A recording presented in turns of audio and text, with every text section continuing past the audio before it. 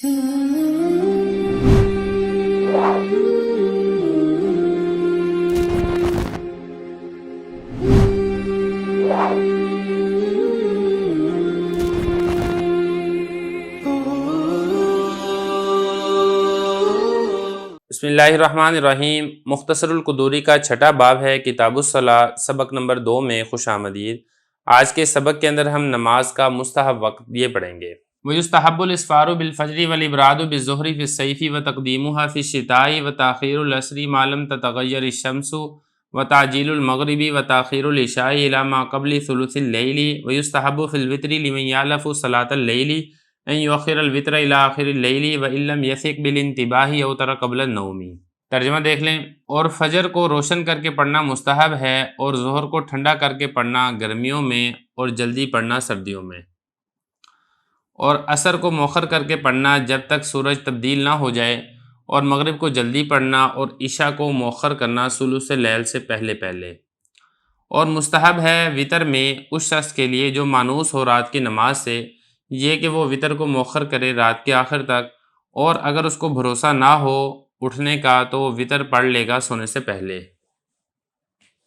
इबारत और तर्जुमा हो चुका है, अब चलते हैं इसकी तशरीह की तरफ।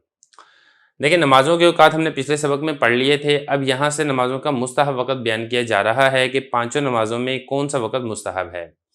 सबसे पहले फ़जर बता रहे हैं कि फ़जर में इस्फ़ार मुस्तहब है। इस्फ़ार कहते हैं कि खूब रोशन करके पढ़ना। जैसा कि आपको मालूम है कि सुबह सादिक से ये फ़जर का वक़्त शुरू होता है और तुलुए आफ्ताब तक ये फ़जर का वक़्त रहता है।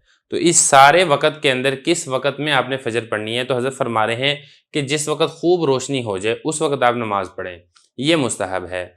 और इतना वक़्त हो कि आप आसानी और तसल्ली से 30-40 आयात की तिलावत कर लें, और बिलफ़र्ज़ अगर नमाज फ़ासिद हो जाती है और नमाज को लौटाना पड़ता है तो आप दोबारा नमाज भी लौटा सकें। जैसे कि आमतौर पर हमारी मसाजिद में ये तरतीब होती है कि जो तुलुए आफ्ताब का वक़्त होता है उससे आधा घंटा पहले आमतौर पे जमात को खड़ा करते हैं। ये बहुत अच्छी तरतीब है, क्योंकि फ़जर की नमाज में तकरीबन इतना ही वक़्त लगता है, 12-13 मिनट लगते हैं ज़्यादा से ज़्यादा। तो 12-13 मिनट में नमाज तसल्ली से पढ़ी जाती है, 30-35 आयात की तिलावत हो जाती है। और अगर नमाज दोबारा दोहरानी पड़े तो वज़ू करने के बाद फिर भी 15-20 मिनट बाकी होते हैं, तो नमाज को दोबारा भी दोहराया जा सकता है। तो इस वक्त रोशनी भी फैल चुकी होती है। तो बहरहाल ये हमारा हनफिया का मज़हब है, जबकि दीगर अइम्मा फरमाते हैं कि नहीं, गलस में यानी अंधेरे के अंदर नमाज पढ़ना ये मुस्तहब है। आगे फरमाया कि वल इब्रादु बिज़्ज़ुहरि फ़िस सैफ़ि, और जो ज़ोहर है इसकी नमाज आप गर्मियों के अंदर ठंडी करके पढ़ें। यानी जिस वक्त ज़ोहर का वक्त शुरू हो उस वक्त तो चूँकि गर्मी ज़्यादा होती है, लेकिन जैसे जैसे सूरज ढलना शुरू हो जाता है, असर का वक्त करीब आना शुरू हो जाता है, तो गर्मी की शिद्दत कम होना शुरू हो जाती है। तो गर्मियों में ज़ोहर को थोड़ा मौखर करके पढ़ें, जिस वक्त थोड़ी ठंडी हो जाए तो उस वक्त आप ज़ोहर पढ़ें। लेकिन जो सर्दियाँ हैं, सर्दियों में आप जल्दी पढ़ लें। सर्दियों में वैसे भी दिन छोटे होते हैं, तो इसलिए जल्द अज जल्द इसको पढ़ के फ़ारिग इंसान को हो जाना चाहिए, यही मुस्तहब है। यहाँ से बता रहे हैं कि असर को मौखर करके पढ़ना जब तक सूरज मुतग़य्यर और तब्दील ना हो जाए। देखिए, जब सूरज तुलू होता है तो उसके अंदर रोशनी होती है, चमक होती है, और उसकी तरफ देखना मुश्किल हो जाता है। लेकिन जैसे जैसे वो ढलना शुरू होता है, अपने ग़ुरूब होने के करीब होता है, तो वो उसकी जो चमक होती है और वो आहिस्ता आहिस्ता मदम पड़नी शुरू हो जाती है, और जो उसकी तेज़ रोशनी होती है वो भी हल्की हल्की, वो जैसा कि आपको मालूम है कि वो सुर्ख होना शुरू हो जाता है। तो जब तक सूरज की रंगत तब्दील ना हो जाए उस वक्त आप असर को मौखर करके पढ़ें, क्योंकि उसमें फिर पहले ये भी पढ़ना होता है कि उसमें बाज़ औक़ात सुन्नतें गैर मुक़द्दा पहले पढ़नी होती हैं या नवाफिल पहले पढ़ने होते हैं। इससे ज़्यादा आप ना लेट करें, बस इस हद तक आप पढ़ लें। यानी जिस वक्त सूरज के ग़ुरूब होने का वक़्त है उससे आप कम अज़ बेश 1 घंटा पहले आप असर की नमाज़ पढ़ लें।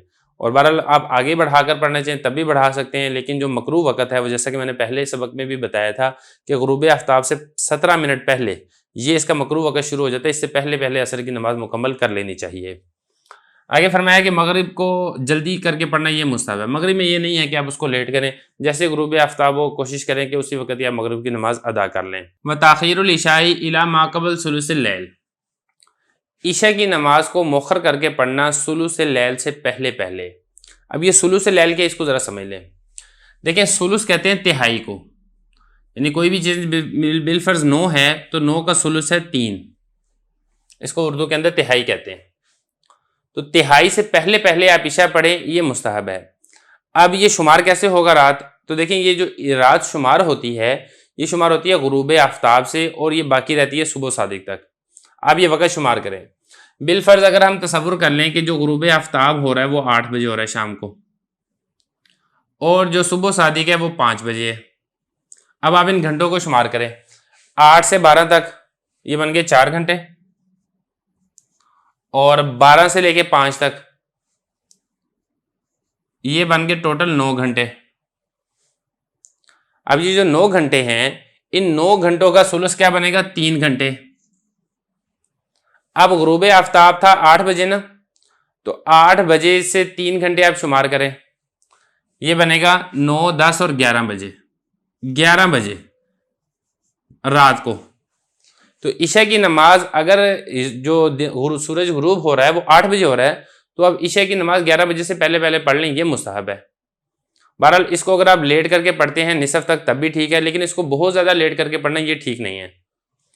تو یہ فرمایا کہ عشاء کی نماز کو مؤخر کر کے پڑھنا ثلث اللیل سے پہلے پہلے یہ مستحب ہے۔ اب آگے وطر کے بارے میں بتا رہے ہیں کہ وطر میں مستحب کیا ہے۔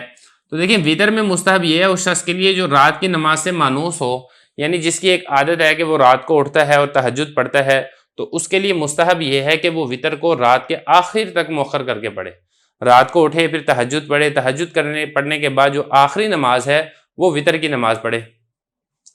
وَإِلَّمْ يَثِقْ بِالْانْتِبَاهِ، اور اگر اس کو بھروسہ نہیں ہے رات کو اٹھنے کا، کبھی رات کو آنکھ کھل جاتی ہے، کبھی رات کو آنکھ نہیں کھلتی ہے، فجر میں آنکھ کھلتی ہے، تو پھر ایسے شخص کے لیے بہتر یہی ہے کہ وہ رات سونے سے پہلے پہلے وہ وطر پڑھ لے۔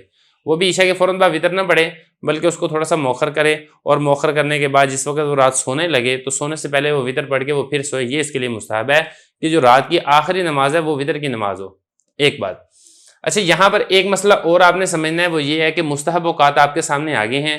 ایک چیز اور جس کا خیال رکھنا یہ ضروری ہے وہ یہ ہے کہ جو با جماعت نماز ہوتی ہے مردوں کی، اس میں اس چیز کا بڑا خیال رکھا جاتا ہے کہ تکثیر صلاۃ ہو، کہ لوگ جماعت کے اندر زیادہ سے زیادہ شرکت کریں۔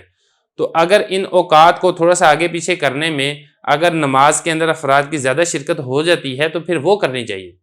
جیسا کہ فجر کے بارے میں تھا نا کہ فجر میں خوب روشن کر کے فجر پڑھنی چاہیے، لیکن جب رمضان ہوتا ہے لوگ سحری کے لیے اٹھتے ہیں، تو اس وقت آپ فجر کو اگر اتنا زیادہ لیٹ کریں گے تو پھر لوگ تو سحری کھا کے سو جائیں گے، ان کے لیے اٹھنا مشکل ہوگا۔ تو اسی لیے جو رمضان ہے اس میں آپ نے دیکھا ہوگا یہی والی ترتیب ہوتی ہے کہ جیسے ہی نماز وقت داخل ہوتا ہے تو اسی وقت ہی فجر کی نماز ادا کر لی جاتی ہے، تاکہ تکثیر صلاۃ ہو، لوگ کثرت کے ساتھ نماز میں شرکت کریں۔ تو بہرحال یہ نمازوں کے اوقات ہے، یہ ہمارا سبق مکمل ہو چکا ہے۔ اب اس کے بعد انشاءاللہ جو اذان والا باب ہے وہ شروع کریں گے۔